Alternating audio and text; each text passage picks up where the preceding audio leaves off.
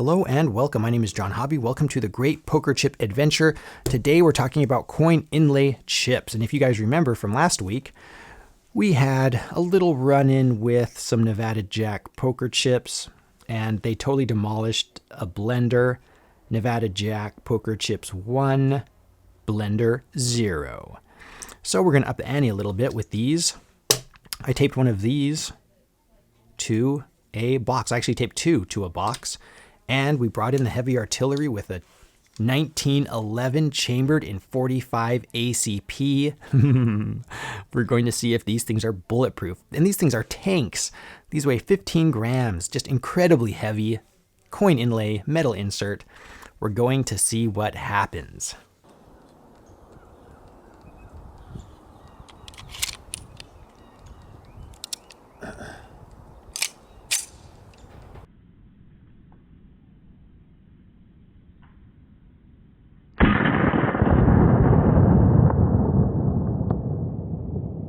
Obviously, we're going to pick that up at a later point in the video, so all of this can move aside. Now, I have tons of these chips off camera. I just have tons of them. They seemed pretty interesting, and that's why I ordered so much, and they are pretty interesting. Let's jump into quality control. Weight, width, and thickness first. I'll throw the numbers up there. The thickness was okay, even though they're not flat. Weight and width were fine as well, as far as consistency, but let's look at this flatness issue that we have here. You can just see all these gaps right here. I mean, it's just consistently not flat across all of them. It doesn't matter, what denomination or anything. It's just, they're just, not stable in big stacks. So something to consider. The texture is obviously very smooth. You can see, let's see if we can get a closer view here. On the plastic rim right here, now, I was concerned, speaking of flatness, I was concerned that the flatness issues were caused by the inlay, the coin inlay protruding out past the plastic, but that proved not to be the case. The coin inlay is actually recessed. I'm not sure if you're going to see that right there, but the coin inlay is actually recessed into the chip. So it's actually the plastic that's not flat, or the metal insert around the plastic that's not flat, making it not flat. So the texture is smooth, and again, you can see up close here that there's no printing, there is no texture pattern on here. It's just smooth. I was going to say flat, but smooth is maybe the more appropriate term. Now, the edge marks are all pretty consistent. And one of the things that I always complain about with lots of these metal insert chips are sharp edges. Let's roll in some Monte Carlos here. Sharp edges from the manufacturing process. So the plastic, when it's molded, leaves the sharp edge on the sides right here, like you can see right here, all right? And those can be actually pretty sharp, and you can feel them when you pick up the chip. The quality on these is such that there is still that edge, can you see them right here? But they're flattened out somehow. It's like they've been melted or something, or at least they were aware of them and they kind of tried to smooth them out. So they're not sharp, but they are still there, and for the most part, they're not noticeable. This one right here I can notice. Let's see if we can get that to show up on camera. This edge right here, that's pretty sharp right there. So that is noticeable to me, all right? There you have it. Quality control. I'm not happy with the flatness. I'm not happy with the edges. So I'm going to say, considering that all of the chips in this segment have those problems, I'm going to say it's average, but you just need to be aware that it has those issues with flatness and edges. All right, let's talk about design. The first thing we're going to talk about design is the colorations, all right? So the colorations are pretty normal, what you'd expect. You have your high numbers here, but like the 100 is black, 25 is green, you have a white 1.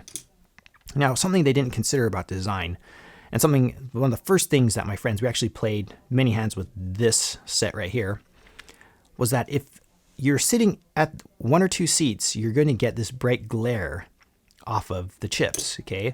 And it makes it impossible to read the denominations. That combined with the similar colorations of the 1000 and 500 make it very difficult in certain lighting to figure out what on earth you're looking at. And so you end up going like this, and you're like, all right, which one's which? Oh, here, this one's the 1000, this one's the 500. Not a great color combination, considering there's going to be that wicked glare there. All right, so glare, I work against it. The colors don't work for me. Already design is looking pretty poor. I mean, I'm glad that the coin inlay is recessed into the chip and not sticking out of the top like other coin inlay chips I've handled previously. I'm not even sure if they're in production, but with these, you know, that was reasonable, but I'm really not very happy with the design. It is very bland. Something else that people like to consider is the denominations that are available. There is a 25 cent, there is a 50 cent, there is a $1, but you're not going to get like Nile Club levels of denominations with these coin inlay chips. So, you know, there you have it for design. I'm going to mark it slightly below average. The novelty of the coin inlay is really the key selling point for these chips. And if you're thinking that these look really nice online, that these look like they're super classy, and because that extra weight's going to make them feel that much nicer, remember, weight's not correlated with the quality of the chip. For example, Paulson's and a lot of the high-end chips, let's just not try to name any brands, but the high-end chips will weigh anywhere from, you know, 9 grams to 10 grams for the really high-end chips. Just, you know, something to consider. But a lot of people do have that association of, look, here's some little imperfections on manufacturing right here. Just some plastic hanging off here. A lot of people do have this perception, like I was saying, about that. Heavy is nicer. Like the first time my friends picked these up, they only handled a couple of chips. They're like, wow, these are nice. They have a nice weight to it. And then you start grabbing stacks of, you know, however many, and they're like, ooh, it's just a little too much. And if you want to start shuffling them or you know, playing around with them, then it gets pretty obnoxious pretty quick. Whereas, you know, other chips, you know, are much easier to, you know, mess around with, shuffle, and do various other things. So metal insert, heavy metal insert. Oh, not to mention, we're going to get to wear and tear here in a minute, but here's a great example of just normal wear on the chip. You can see those scratches right there. So now we get to the interesting part about materials. Let's go out back and finish up our experiment with the 1911.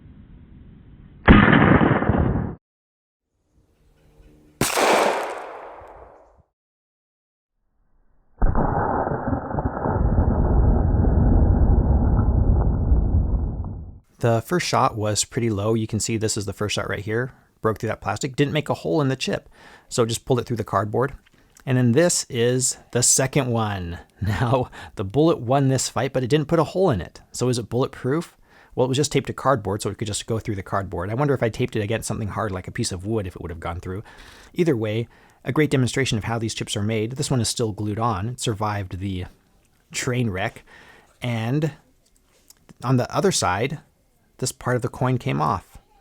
So this little slug right here, this little piece of steel, is actually the coin. There you go. You can see little 3 dabs of glue. It was glued on, and this looks like just mild steel to me in the background here. And that's what causes all the flatness issues. Obviously, this is obviously a warped version of it. So who won that? Leave a comment and let us all know what you think. I'm not sure if I should say these are bulletproof or if I should say the 1911 totally won, but they totally destroyed these. And this is the last little piece glued on here. You can see these holes hold that plastic in place. Pretty interesting. Pretty interesting.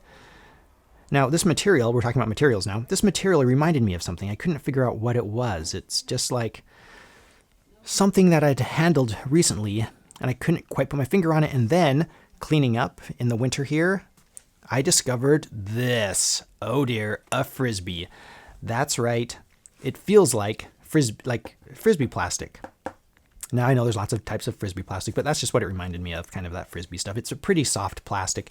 You'll be able to hear how these chips have a really distinctive sound when we do our sound test at the end of the video. So, we are going to say that these are extremely, extremely durable, and you would kind of expect that with the weight. So let's get this out of the way here, and let's talk about durability and wear. All right, well, materials, I'm going to say, you know, very average, because so many of these other chips have metal inserts. They also use kind of a softer plastic. Now, I'm, again, not worried about lead content on these because they wear so slowly. Obviously, if you shoot it with a huge lead bullet, there'll probably be more lead in it than not. So overall, you know, very average. Durability and wear. These are a very durable chip, but wear does show on those coin inlays. And maybe you're harkening back to quality control. Not all of these coin inlays are perfectly flat. Sometimes if you hold them up in the glare just right, you can see that there are some little imperfections where they are. It looks like they're just etched out, but you can see sometimes the ripples in the metal. So obviously not super flat. Durability and wear are pretty good. They wear very well, like lots of the less expensive chips. You can just rub them forever, and they're not going to show lots of wear. Just be aware that shiny chrome, whatever, nickel coin inlay there will show scratches. And smudges, for that matter. So competitive options, this is, you know, not news to anybody, but a lot of these sets go for around $50 for a set of 300. And you've seen many of them here before. The Monte Carlo chips are about the same price. The Desert Heat, lots of the Claysmith. I mean, the Claysmith metal insert line, there's a variety of those. The Mint, various other ones. And my personal favorite in this price range, if you can find them for this price range, in this price range, the next gens. Pretty happy with these for the price range.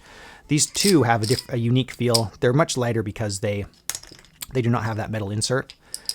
And you can see they're still kind of slick sometimes. All right, well, these are my favorites. However, there were some issues with them. You can go watch the review of these. Other metal inserts that don't have that shiny problem with the bright, glary coin inlay. Easily recognizable. More interesting designs, in my opinion. All right, well, those are competitive options. Now, really, it comes down to what you prefer. Just understand that these are going to be a heavy chip. If you like the coin inlay look, you're not worried about glare, fine, you know, get these. But I'm really not too fond of the coin inlay chips or these metal insert chips. The next gens, just because of the price, I think are a good bet. So, cost value, they're very affordable. I mean, for $50 for a set of 300, you can almost buy a whole set for $50 and not worry about it. And if you hate them, you hate them. If you like them, you like them. As for me, I'm not a big fan of them.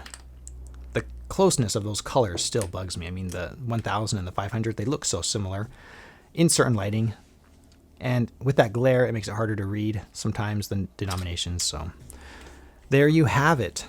Would I get a set of these? No, I would not. I would go with some next gens, or I would move up the price range a little bit and get some Desert Palms, some Milanos. Do I have some Milanos? Here are some. Or, you know, maybe even further up the scale and get some nice ceramics or something. Anyway, not for me. Not really recommended. I mean, if you really like them, then sure, you know, they'll be okay. Just be aware of all the faults, flatness, and all those other things I discussed. So there you have it. Now we're going to discuss shuffling. And remember, these are heavy, so they are a different experience to shuffle. So just be prepared for that. And the little imperfections also make it kind of weird, but they're very shuffleable. And as far as like other tricks, like flipping this around like this, that's a little bit more tricky. But if you have a little bit of practice, you can do it just fine. So now let's do sound test. Let's see, where are we going to start? Let's start with some low-end chips here. Now again, these are softer plastic like I was describing. So we're going to obviously hear that. There are competitive options here. We're going to roll all these in.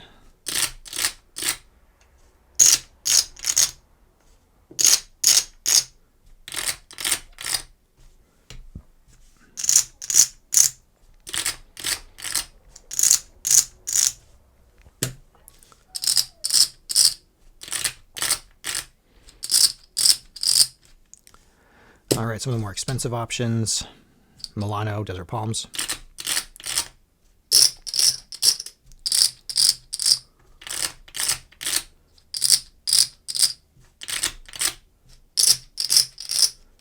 All right, there you have it. Now, let's move into some higher ends. Oh, wait, let's roll in some Poker Nights. These are about in the same price range.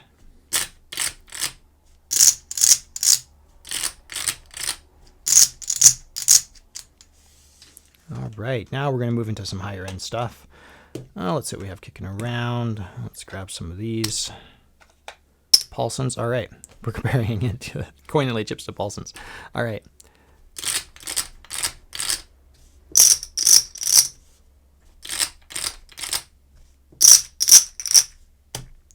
And here we go. There you have it, ladies and gentlemen. Coin inlay chips. Not highly recommended. The only reason why you'd get those is if you're really in love with that idea of having shiny little coin-looking metal inserts in your chips. Thanks for watching. I hope this helps somebody out there. I'll be back in a few weeks. My schedule is pretty busy for the next 3 weeks, so maybe 3 or 4 weeks I'll have my next episode up of the Great Poker Chip Adventure. Thanks for watching, everybody.